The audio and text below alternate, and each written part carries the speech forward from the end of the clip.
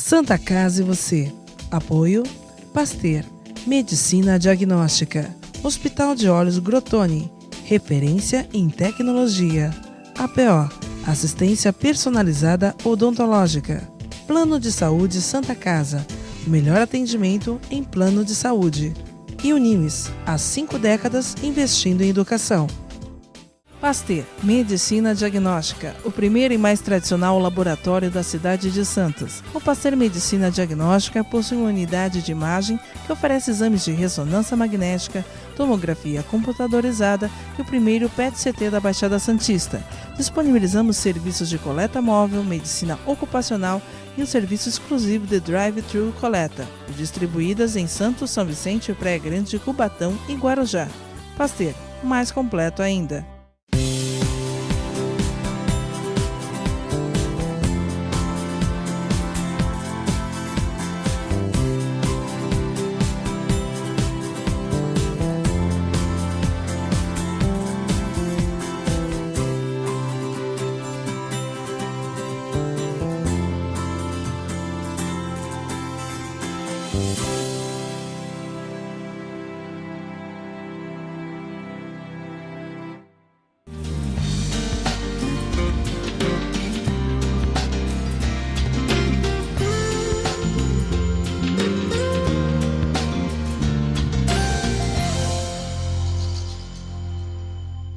Olá, telespectador! Olá, telespectadora! Está no ar Santa Casa e você, que na edição de hoje vai falar sobre um tema que ultimamente é um dos temas mais comentados, é a cirurgia bariátrica, a cirurgia de redução de estômago.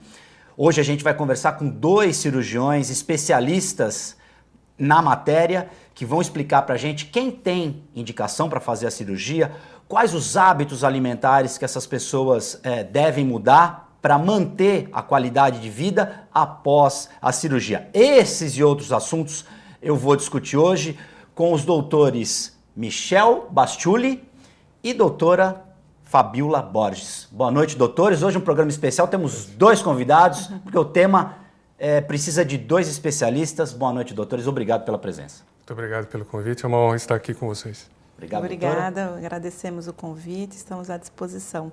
Como o programa hoje tem 2 convidados, eu já vou fazer a primeira pergunta. Doutores, o que é cirurgia bariátrica? É uma técnica recente em comparação a outros procedimentos cirúrgicos. Eu queria que vocês rapidamente fizessem uma explicação para o nosso telespectador. O que é a cirurgia bariátrica e depois já podem emendar quem está indicado a fazer esse tipo de procedimento cirúrgico. A gente sabe que a obesidade no Brasil é muito grande. Então eu queria que vocês, por favor, explicassem isso para o nosso telespectador. Cirurgia bariátrica, o termo é um pouco complicado, né, em primeira instância, mas vem do grego. Baros quer dizer peso e atrem, tratamento. Então seria o tratamento cirúrgico do excesso de peso. E ela tem como história uma evolução progressiva que passou por diversas tentativas de se tratar cirurgicamente os pacientes portadores de obesidade grave, passou por várias mudanças ao longo dos anos, mas é uma cirurgia que tem um tempo de vida relativamente curto quando você compara com o que se entende por cirurgia do aparelho digestivo de maneira geral. Aproximadamente nós temos pouco mais de 50 anos de história de cirurgia bariátrica. E a indicação ela é indicada para pacientes com obesidade mórbida, que é a chamada obesidade grau 3. Existem várias maneiras de se classificar a obesidade. Para indicar a cirurgia, termina sendo usado o índice de massa corpóreo, que não é a melhor maneira de você avaliar a obesidade, mas faz uma conta e chega a ser um determinado valor, fazendo uma relação entre o peso e a altura do paciente. Paciente com obesidade mórbida, com índice de massa corpórea acima de 40, tem indicação de cirurgia. Pacientes com obesidade grau 2, que não é obesidade mórbida, e que tenham pelo menos 2 doenças associadas, 2 comorbidades relacionadas com a obesidade, ou seja, acima de 35, eles também têm indicação de cirurgia. 2 comorbidades, por favor, rapidamente. Hipertensão, diabetes, dislipidemia, esteatose hepática, osteoartrose. Existe uma lista grande de doenças. São aquelas doenças que vêm junto com a obesidade. E essa cirurgia que vocês acabaram de explicar, vocês realizam esse procedimento lá na Santa Casa? Sim, né? Nós estamos... Desde 2000 e... Desde 2002, nós começamos, fizemos a primeira operação no dia 20 de julho de 2002. São 15 anos Fez 15 anos agora, de trabalho de cirurgia e já estamos na marca das 2.000 operações realizadas. É muita Começamos fazendo cirurgia convencional, que era o que na época se fazia. Aí depois começamos a fazer cirurgia por videolaparoscopia, que é hoje a nossa rotina. E de uns tempos para cá, até eu queria que vocês comentassem isso, de 50 anos para cá, houve então um aumento na população obesa no Brasil? Vocês estavam me passando que o Brasil é o segundo maior país em número de obesos? Não, é o Ou em procedimentos de cirurgia bariátrica? Não, o Brasil ele tem a sua representação, tem a Sociedade Brasileira de Cirurgia Bariátrica e Metabólica, composta pelo segundo maior número de cirurgiões bariátricos. Perde apenas para a Sociedade Americana de Cirurgia Bariátrica e Metabólica. Então isso mostra que nós temos aí um alvo acometido por obesidade muito grande. Haja visto o número de cirurgiões que se dedicam hoje à cirurgia bariátrica. Não é que tenha havido, acreditamos que tenha havido, e é natural que se espere com os hábitos de vida que temos observado, um crescente no número de pacientes acometidos por formas severas de obesidade. Entretanto, o número de operações ele vem aumentando e aumenta progressivamente porque as pessoas acabam observando os resultados que a cirurgia bariátrica proporciona, os benefícios, perdeu-se aquele receio e tendo em vista os melhores resultados que a cirurgia bariátrica hoje é capaz de resolver e particularmente pela possibilidade de se realizar os procedimentos por via laparoscópica, que representa uma via de acesso que determina uma recuperação mais fácil, um retorno mais precoce às atividades. Então se tornou muito mais simples e atraente para o paciente que se vivia sem uma solução para um problema muito grave, hoje poder realizar um tratamento eficiente por via laparoscópica. Doutora Fabíola, quem faz mais procedimento, homem ou mulher? Mulher, com certeza. Por quê? Porque existe mais obeso do sexo feminino do que do sexo masculino, isso daí é notório. E existe mais mulheres obesas mórbidas também. Agora, a gente acredita que o fator estético também contribua para que as mulheres que procurem mais a cirurgia. O Michel falou que no começo, quando nós começamos a fazer cirurgia bariátrica há 15 anos, ninguém nem sabia o que era. Então, no Brasil, existiam poucos grupos que faziam. Hoje, a nossa sociedade ela é reconhecida mundialmente, tanto que o Congresso Mundial, ano passado, foi aqui, e é uma sociedade que tem uma respeitabilidade na entidade mundial por conta do número de cirurgias que nós fazemos, do número de cirurgiões. Então, respondendo a sua pergunta, as mulheres, com certeza. Tem algum aspecto relativo ao hormônio da mulher? Em relação à gravidez, por exemplo, isso pode fazer com que ela... Com relação à obesidade, eu já tinha comentado, é uma doença multifatorial. Então, são vários fatores que desenvolvem. Agora, as mulheres obesas mórbidas, muitas procuram também fazer a cirurgia porque querem engravidar. Porque a obesidade leva a distúrbios hormonais que podem diminuir a fertilidade dessa paciente temporariamente. Então, eu até falo, diminui a fertilidade entre aspas. Depois que ela emagrece, ela volta, dependendo de qual seja. Se o fator foi a obesidade, claro que o ginecologista vai investigar tudo. Mas se o fator foi a obesidade, existe uma grande chance dessa paciente, depois que emagrecer, voltar à sua fertilidade normal e poder gerar, poder engravidar. Então, muitas procuram também por conta disso, porque querem engravidar e a gente recomenda que faça a cirurgia, diminua o peso, mas que só procure engravidar depois de 1 ano, depois que passar o período inicial da cirurgia. Maravilha, nós vamos fazer um rápido break. Santa Casa e você volta em instantes.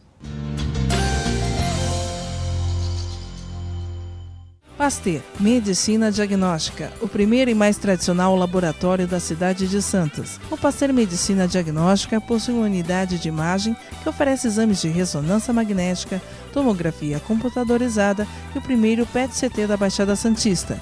Disponibilizamos serviços de coleta móvel, medicina ocupacional e um serviço exclusivo de drive-thru coleta, distribuídas em Santos, São Vicente, Praia Grande, Cubatão e Guarujá.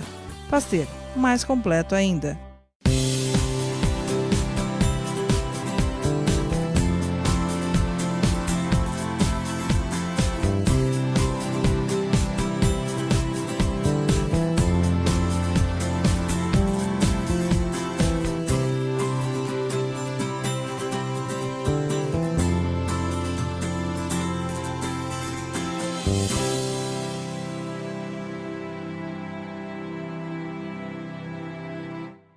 APO Planos Odontológicos Empresariais. Há 15 anos cuidando da saúde bucal de seus funcionários, com mais de 200 dentistas credenciados e cobertura em todo o território nacional. Central de atendimento exclusiva, planos extensivos à família, controle de qualidade permanente e liberação online de vários procedimentos. Faça como as grandes empresas da região e contrate o plano de saúde empresarial da APO. Atendemos empresas a partir de 3 funcionários. Em Santos, ligue 2104-4000 ou acesse apoodonto.com.br.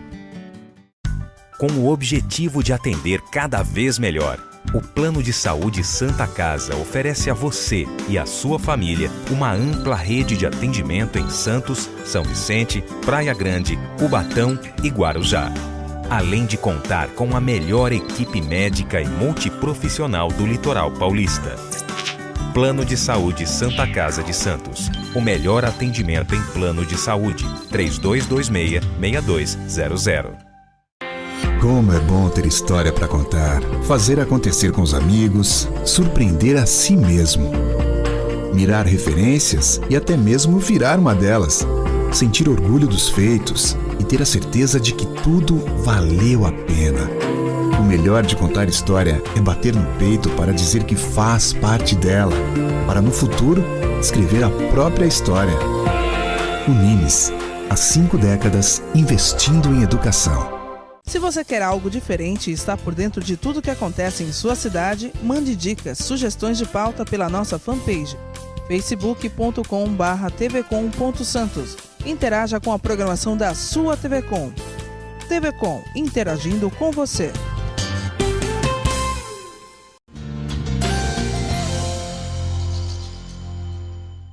Olá, telespectadores. Estamos de volta com Santa Casa e Você. No programa de hoje nós recebemos 2 médicos, cirurgiões do aparelho digestivo, doutora Fabiola Borges, doutor Michel Bastiuli.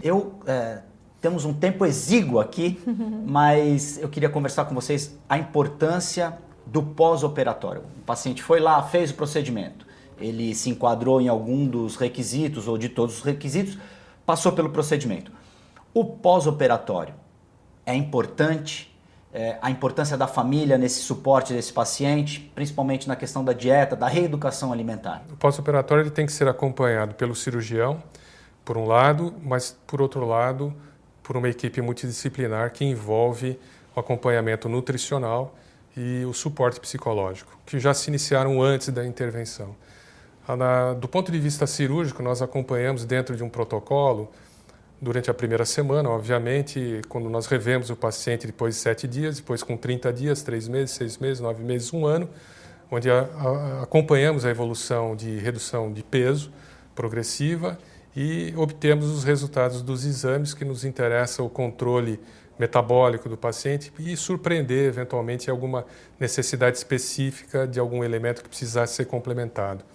Com relação ao suporte e mudanças, né, de hábito, isso é fundamental e contamos com a participação então da nutricionista e, por outro lado, cercando esse aparato todo, a participação também simultânea da psicóloga para eventualmente detectar, corrigir e dar todo o apoio que o paciente, normalmente muito ansioso e agora havendo uma real necessidade de mudança de comportamento alimentar, de priorização de alimentos que são fundamentais em detrimento a outros que agora já não interessam mais. Então, a alimentação proteica ela é prioritária nessa fase. É tudo que nós precisamos para obter um resultado final que venha a atingir os objetivos que a cirurgia é capaz de proporcionar.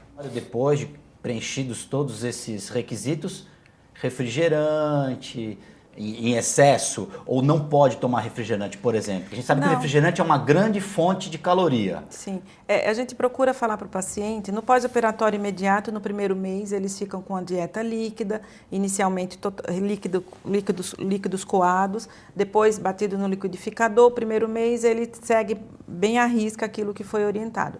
Depois ele é introduzido a dieta sólida e ele começa com comida normal. É a partir daí que ele tem que seguir a orientação da nutricionista e procurar se conscientizar e se policiar, aquilo que o Michel falou, dar prioridade para a proteína, evitar esses alimentos que ele tinha o hábito em casa e são alimentos que são calóricos, que mesmo que ele não coma numa quantidade grande vai lhe ser prejudicial.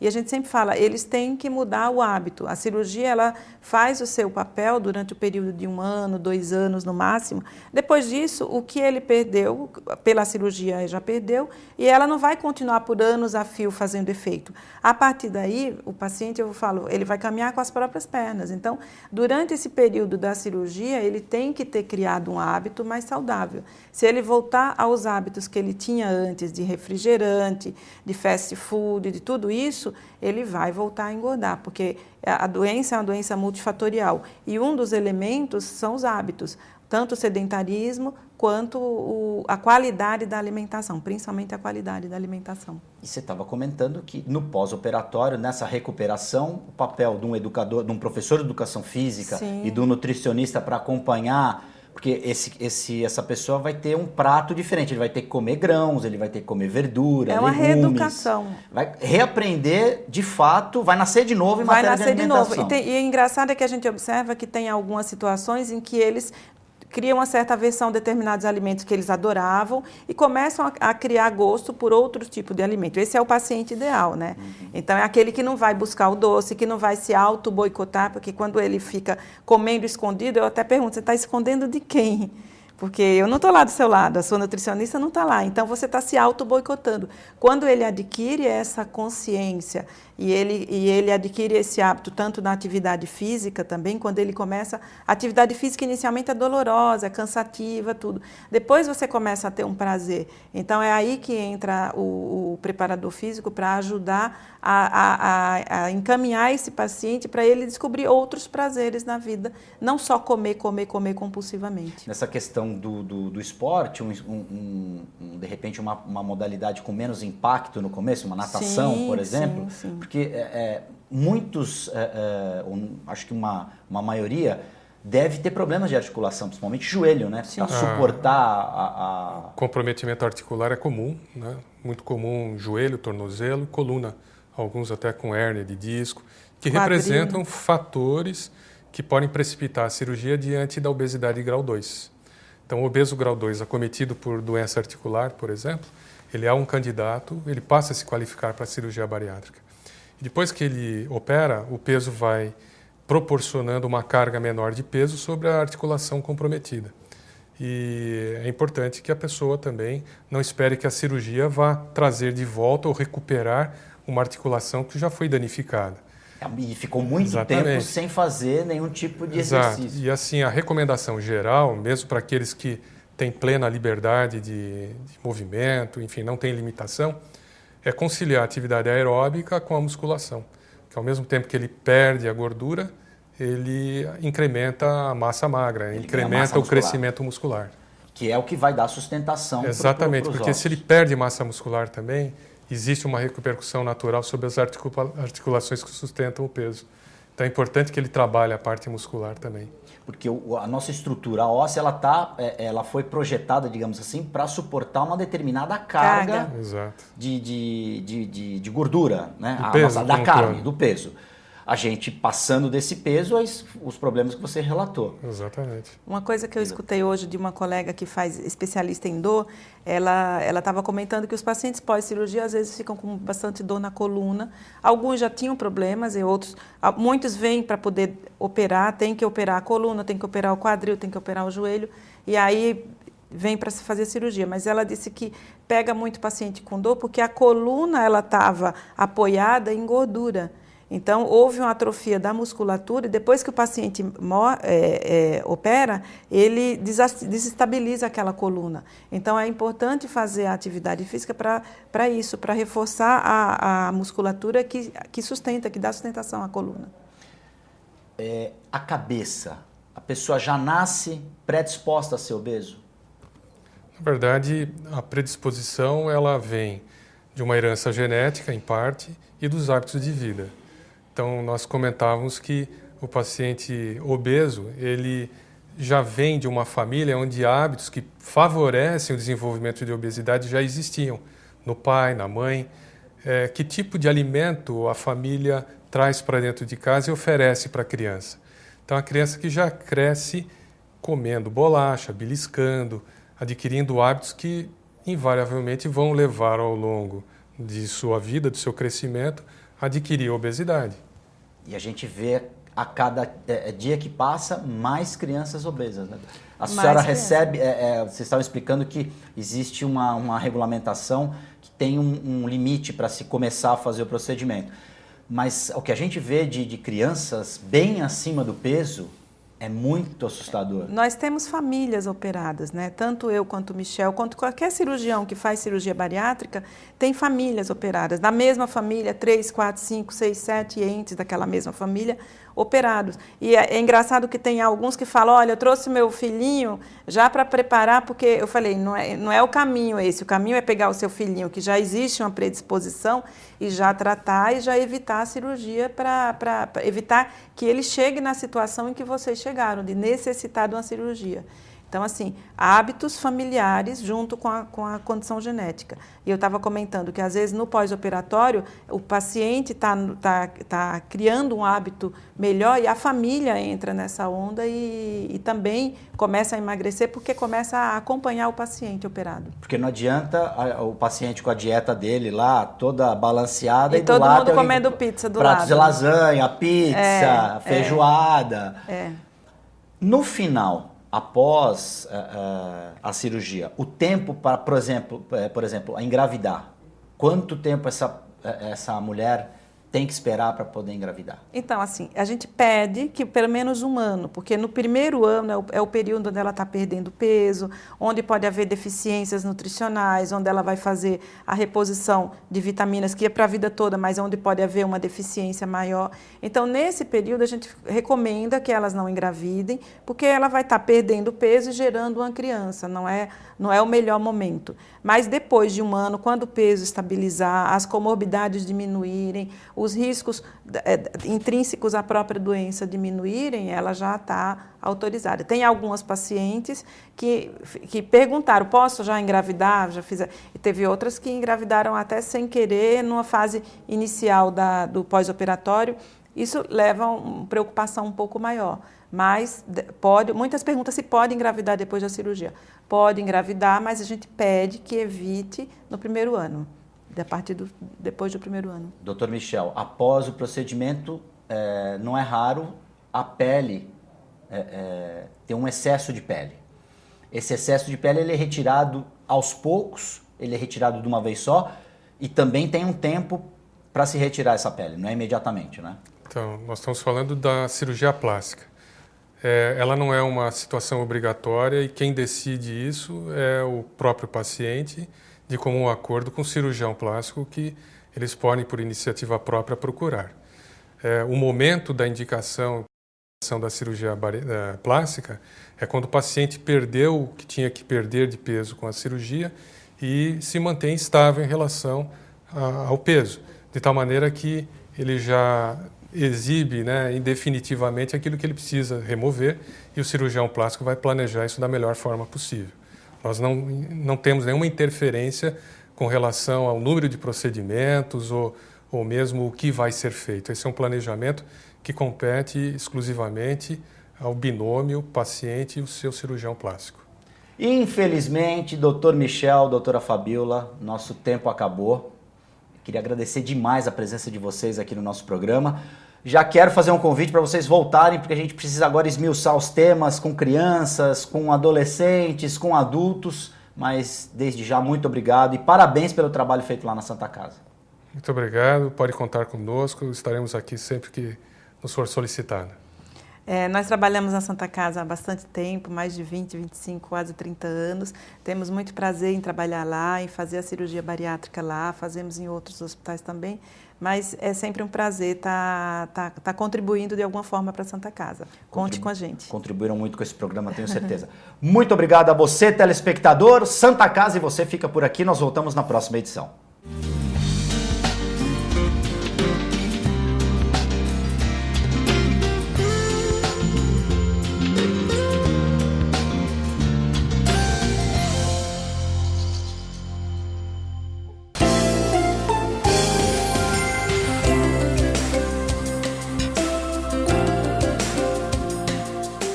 APO Planos Odontológicos Empresariais. Há 15 anos cuidando da saúde bucal de seus funcionários, com mais de 200 dentistas credenciados e cobertura em todo o território nacional. Central de atendimento exclusiva, planos extensivos à família, controle de qualidade permanente e liberação online de vários procedimentos. Faça como as grandes empresas da região e contrate o plano de saúde empresarial da APO. Atendemos empresas a partir de 3 funcionários. Em Santos, ligue 2104-4000 ou acesse apoodonto.com.br. Com o objetivo de atender cada vez melhor, o Plano de Saúde Santa Casa oferece a você e a sua família uma ampla rede de atendimento em Santos, São Vicente, Praia Grande, Cubatão e Guarujá. Além de contar com a melhor equipe médica e multiprofissional do litoral paulista. Plano de Saúde Santa Casa de Santos. O melhor atendimento em plano de saúde. 3226-6200. Como é bom ter história para contar, fazer acontecer com os amigos, surpreender a si mesmo. Mirar referências e até mesmo virar uma delas. Sentir orgulho dos feitos e ter a certeza de que tudo valeu a pena. O melhor de contar história é bater no peito para dizer que faz parte dela, para no futuro escrever a própria história. Unimes, há 5 décadas investindo em educação.